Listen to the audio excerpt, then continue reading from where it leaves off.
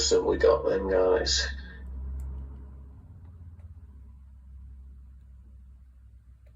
About Mediagraph.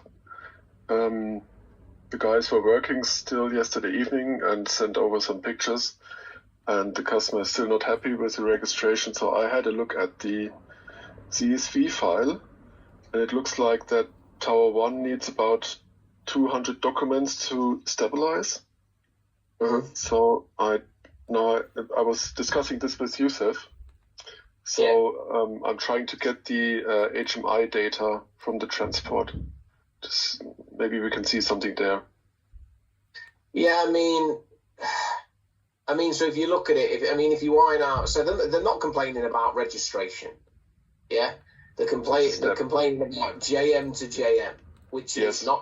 You're not going to affect that with colour registration. Yeah, it's an issue with regards to how well we're stitching, I would imagine. Obviously, yesterday we got them to. I didn't want to just have them dive into making adjustments to these line heads straight away. I know Tom had suggested that, but I didn't want to go directly into that. So we did get Matteo and that to go through, double checking the tack resolution. They made a very slight adjustment to it on the calculations they determined, but they don't feel it's made any real difference. It was only a very small adjustment that needed to be made. I talked to Fabio today. He had to replace a latch. I need to get back to him actually, but he's managed to get a dial indicator, etc., off the customer. Obviously, it's something I'm nervous about talking him through how to do, but it might be that we might have to make a slight tweak to those line heads. Rob, sorry. I mean, are we 100% sure the paper is not skewed? I mean, the line head will not just move by itself, right?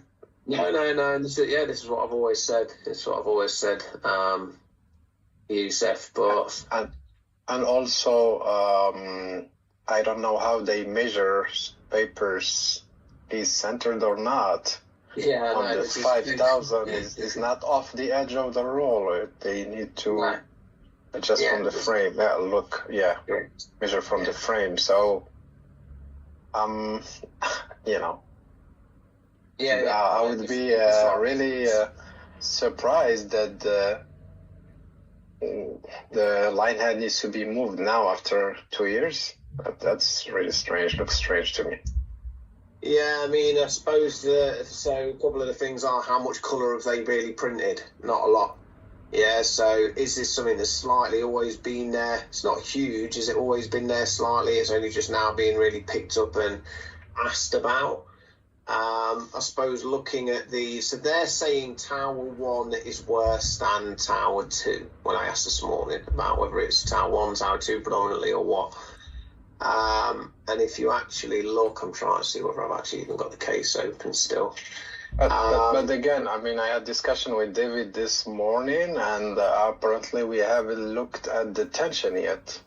So, I mean, we should really be looking at the tension. Yeah, I've got no issue with that. As I say, all I've been preparing him to do is see whether he's actually got tooling if we need to go in that direction. I mean, when you look at the MATLAB data that Tom put on there anyway, and I had another look at it this morning, post the work they did yesterday, and it's extremely similar. It's not exactly the same, but it's very similar. It's not particularly bad. It's only showing magenta and black as requiring adjustment on Tower 1.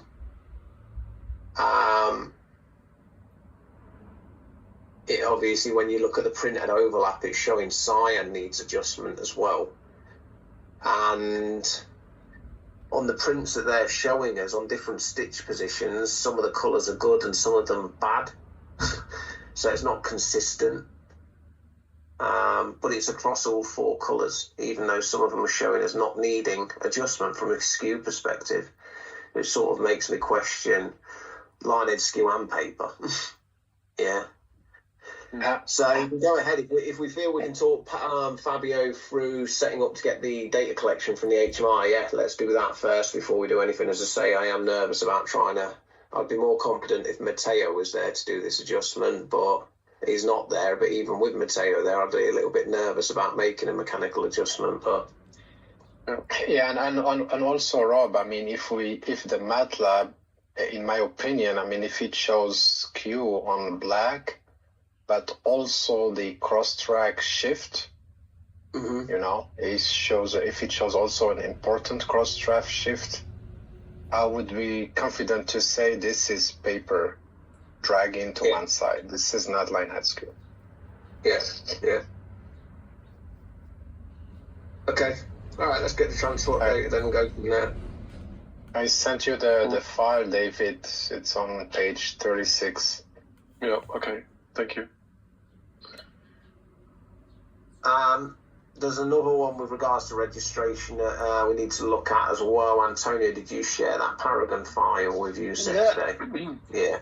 Yes, I was looking. I shared the data with Youssef. We were looking this morning, but Youssef examined the file. He said there is not too much pages, only 100. No. We should have more of that. Yeah, exactly. There's not too much there, and so it almost looked to me, Youssef, as if the transport data might not have been from the same run as the C2C data. Because whether you look at it in documents or inches, the values across the x-axis are different in the two files, which was strange. But looking at the transport data, there looks for sure to be something going on with the tension, because there's a huge fluctuation at one point. While the transport is steady, it shows like a fluctuation there. So what is causing that? We don't know. Could it be like a change in the middle of the run, or I don't know. Let me just bring this one up quickly for you. So this was their transport data. So you can see they're at a steady speed here. It's in so that's just about 850 feet per minute. But I mean, they're at a steady speed here, and just look at this drop here from 36 down to like 27, and then it peaks back up from 27 all the way up to 39 kilos. Yeah. Big random wave. Yeah. Turnbar was a little bit better, and I think this did something similar. Yeah. So it looks something weird, but as I say, these values look, I mean, this is in documents at the minute, because I put it to that just to see if it aligned, but you're talking like 376 to 800, and then I think this was their data. The data was only 100 documents. It's ridiculous. The file is like 20 kilobytes. Let me just look in this document. Where we go on about getting like CSV data? I can't remember whether this is. I think it is dynamic, isn't it? CSV files.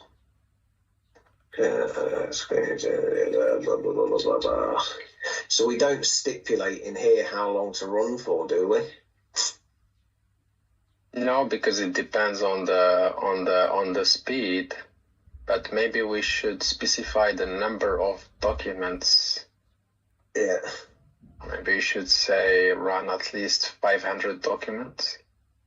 Yeah. I think historically, haven't we said 1,000, like 1,000 documents or something? Yeah, exactly. But I mean, 500 would be still better than 100, but 1,000 is even better. All right, so Antonio, are you going to break the bad news to John that he's probably going to have to give us a longer run, get us another run with a longer run? Yeah, of course. We can tell him we can look at what we've got, but it's not really sufficient for analysing the data. Yeah, also what we discussed is on. Sorry, yeah. No, go ahead. But on the case, I was a little bit confused because originally they were saying they have issues with ASV off. Then I think it was Andrew saying we put ASV on and now it's good. So I was discussing with Antonio. I think we need two sets of data with ASV on and ASV off to compare. Yeah. Well, this is the other interesting thing as well. When you actually look at the ASVs, there's only 3 of them that are running at the correct value.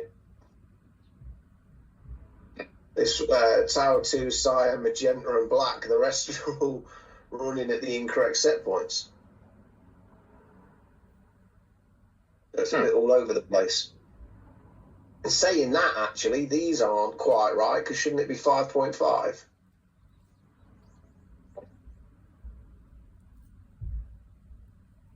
I think the standard setup for the ASVs is 5.5, isn't it? I think so. Yeah, I'm thinking it should not matter a lot from 5.5 to 5, but... No, it shouldn't, but it's still, again, it's these little variances of things running at different settings, and yet the statement is the ASVs are on. Yeah, they are, but not on as defined. They should be on. What we had...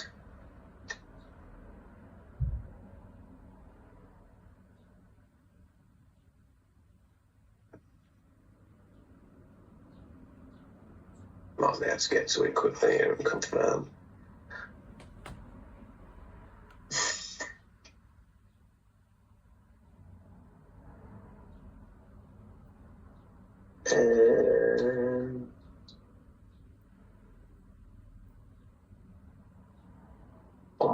Bom.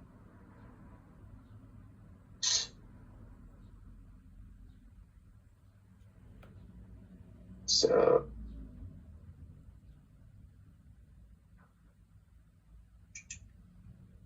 which one it would have been in. Don't know if we've got that actually documented.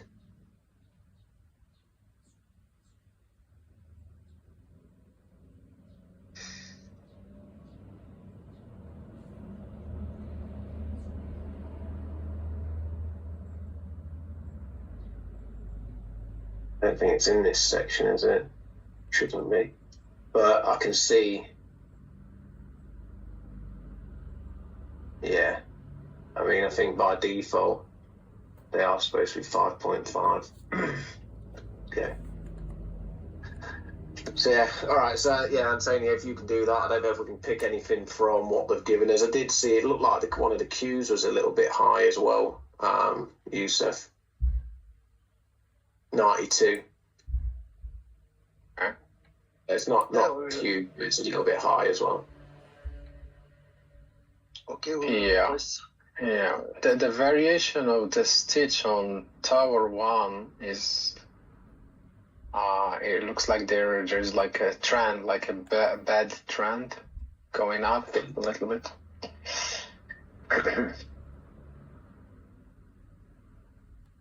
Yeah, I see what you mean as well.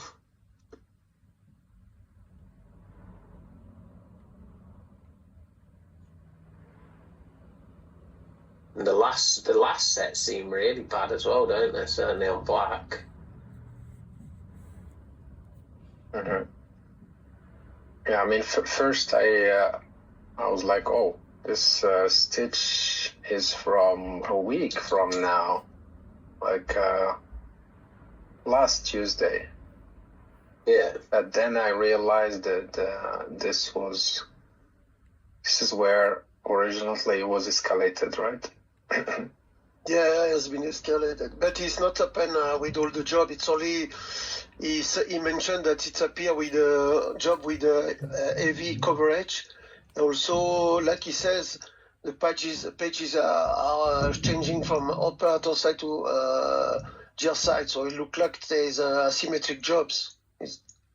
Yeah, but I very much. The problem is, I get this with Bristol. I mean, I might be wrong here, but I very much doubt when they talk heavy coverage, we're really talking heavy coverage, random asymmetric stuff, Antonio, for the type of work that they do. I think, did they have a file in here? Yeah, there's some pictures. But he said this one has got this big banner. You have a big banner with in coverage there, so. So have we got an image of this job at all? Yeah, we have some picture, yeah. Is it the pictures just focused in on one little area of the page to show the registration error, or is it an image that shows as a full layout? No, we have only this one. Yeah. I just share my screen. Yeah, it shows this one. Yeah, I mean, at the end of the day, that's not a big banner. No. It's what he says, but the picture attached there is no really big banner. I said no, he said there's also this kind of job, you know. Yeah, it's more like text, but yes, at the top of the document maybe there's a big banner, but it's more complaining about this kind of issue that it's contract registration. Time to time, because it's going in out time to time. So it's not stable as well. Yeah. Yeah, but there's not a hope in the world that that's caused by not running with ASVs on, for example. It's just so extreme that. Yeah, it's 1.5 millimeters. And are they also looking at the first 100 documents? If this is all they sent us 100 documents. So are they looking at those first 100 documents? I don't know. Again, it's something we need to clarify with them. Yeah. Also, when I was talking to Stuart, he was saying that in Bristol, when they run the jobs and that, they run this test pattern, whatever, at the front of the job. Yeah. It's a couple of 100 pages or 100 pages or whatever. They don't do that. Well, I've never seen them do that in Heavy View. Yeah. So maybe that's the difference, that they're pulling off the first sheets or whatever, whereas everywhere else is running these like 100 sheets or whatever prior to the job.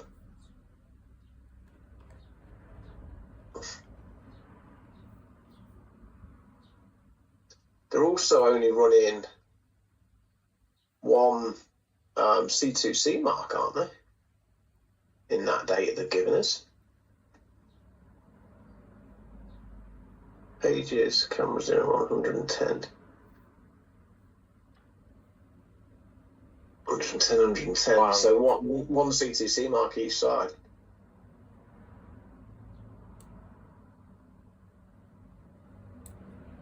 Which again we know is not ideal.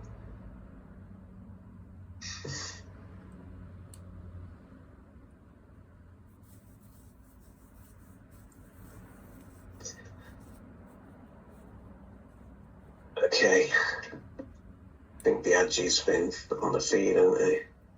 So it's 6.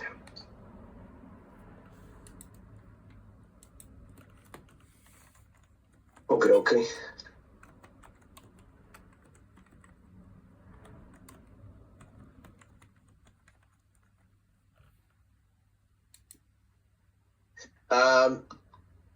David, you've got that stuff to give to Fabio, yeah? Because he's asking what next steps are, because apparently the customer wants the machine after lunch. I already transferred it actually in the case. Maybe he did not see that. Yeah, I will give him a call. Yeah, David, if you can just ask him to choose the lower sample interval, please.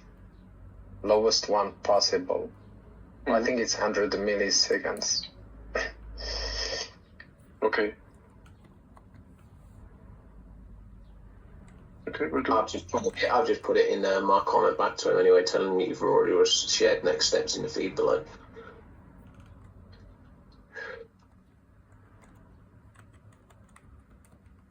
Okay.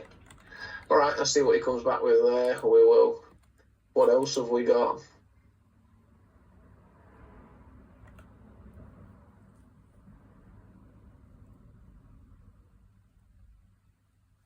Yeah, just again on MediaGraph, on that system, on the outfeed roller, it has an adjustment versus Syskra, which has not. So if needed, that outfeed roller can also be adjusted. If needed, correct skew. Okay.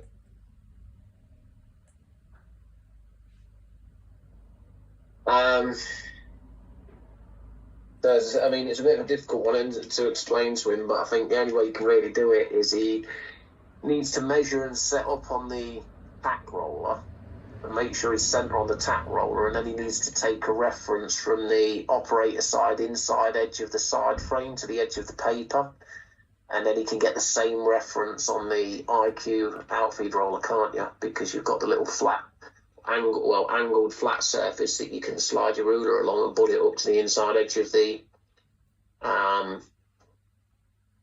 side frame. There's no point in trying to take it from the gear side, and he just needs to make sure if he's dead centre on tower 1, then he needs to use that measurement from that operator inside edge to paper as his reference for the outfeed. I think we have a presentation for the for that typed web upgrade.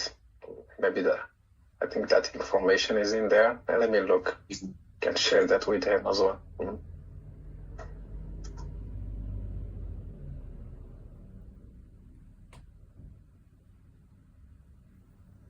Okay. Anything else? Yes, but just about the mail you sent us for the archive sent by Jan Bursell. So there is many article on the CS410 side who is for the IO box or for the Taking Q box are common between CS450 and CS410. Okay. So this one should not be archived. So do you want me to send him a mail? And there is some article I need to have a look before saying yes or no. So when it's archived, we did not have any more access. So where are they? Can we see it? Can we do something? Or they can be retrieved, can't they, Youssef? I'm pointing on Youssef here only because he's been through the training. He might or might not know. Can the authors access them? If you give me the number. Alil, like the number of the I see on the screen. Yeah, I can see in the article management if it's visible there. So what would be the one you want to check? So all the ones who are IO inputs, all the IO box, the Taking Q ones, there is that's are common for the CS410 and CS450. But let's look one by one offline together if you want. For example, I'll just give you another example. The CS410 read and print material. Yeah. This is something who never been updated for the CS450. So this should be used for the CS450 too. I know there is not too much customer using the read and print, but if anything happen, we need this kind of documents. For me, you need to consider, look at the last access date, October 2022. It's the last time anyone went to that document. Yeah, I know that read and print is not used very often, but again. Yeah. So there's few ones that I want to have a look before. So this one with the release note, this is for sure, it's clear. We don't need it anymore. That's clear, but some ones, let me have a look with Youssef offline and then check if we can do something. If you have time, Youssef.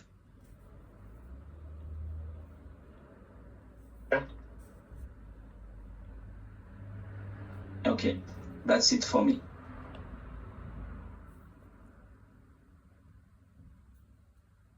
Okay.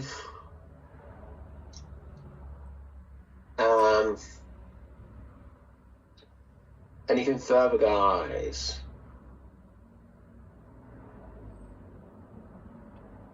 Frank, do you see that last email from Jeannie? I don't know if you're on copy, actually. Yeah, I saw the website, but it says if you're shorter than 38 days, you only need to pay taxes if you get if you're paid by the US company. That's the way I read it. So Right, I've read it differently. I've read it if you're less than 138 days, then you only have to pay tax. If you've got an L1 visa, you only have to pay tax on your earnings while you're in the US. So the portion of your earnings that you earn while you're in the US. This is very confusing, Rob, because if you do not have a salary in US, how you can pay taxes there? So it's completely confusing. L1 is done to be transferred and get a contract in US. I don't know why they request a L1 for you. I'm looking in the French embassy before doing this L1, and it's written clearly when you go for a meeting, for a training, or for for these kind of things, you should not. You don't need a visa. So the reason they're doing it, Halil, is because the lawyers are worried that with the new administration and the way they're handling immigration in the US, they're worried that if one or some of us turn up several times to the US borders, it might start to raise eyebrows and someone could end up in prison while they work it out. Okay, so it's to protect us, yeah. It's to protect us, it's arse covering, but as I say, no one wants to do it if they're going to end up paying tax in the US and tax in their domestic countries. Fully agree, yeah. But you say 31 days, less than 30, more than 31 days, correct? So the way I read it, yeah, if you're on an L1 visa, if you're in more than 31 days, then you would have to report your earnings earned during your stay periods in the US to the IRS. And if you're over the 128 days, Frank, you have to report your worldwide earnings to the IRS. So even your earnings earned outside. I don't think the problem is the actual paying tax, it's the reporting. I mean, there are double tax agreements in place, and there is a threshold you have to exceed to be liable for tax, but the reporting is a nightmare.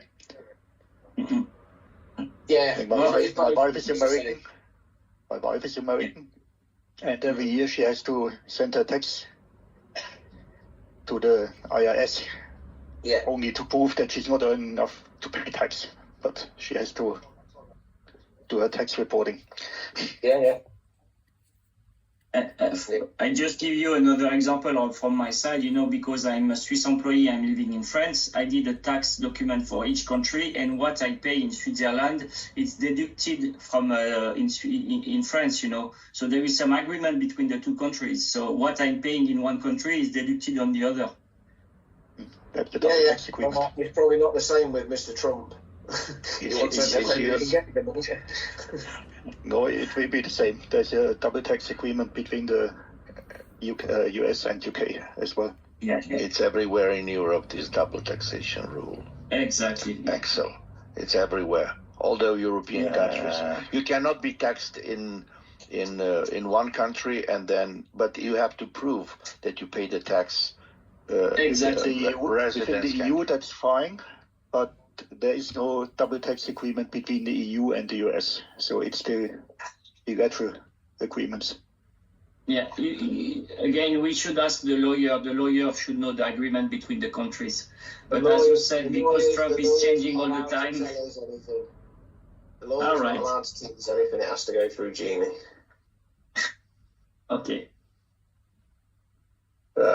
But to me, there's no good, when we're asking for clarity on it in Thai, I don't really see what the point is in them just sending us a link to the website to read it and try and understand it ourselves and us take the risk on of misunderstanding something.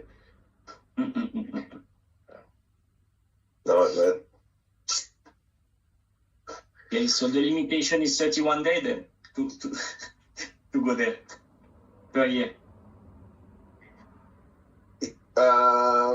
Yes. I've already done 14. You don't have issues. I've already done 14 this year.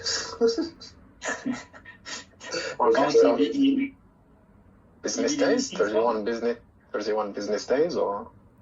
Just 31 days in the country. Oh, days. It's all together. Yeah. Only 4 weeks of work. Okay. Mm-hmm. What's the world coming to? Yeah. Okie dokie. Anything else, guys? If not, we'll call it a call. Cheers, guys. Bye. Thank you. Bye bye. Cheers, bye. Thanks. Yeah. All right. Bye bye. Bye. Bye. Cheers.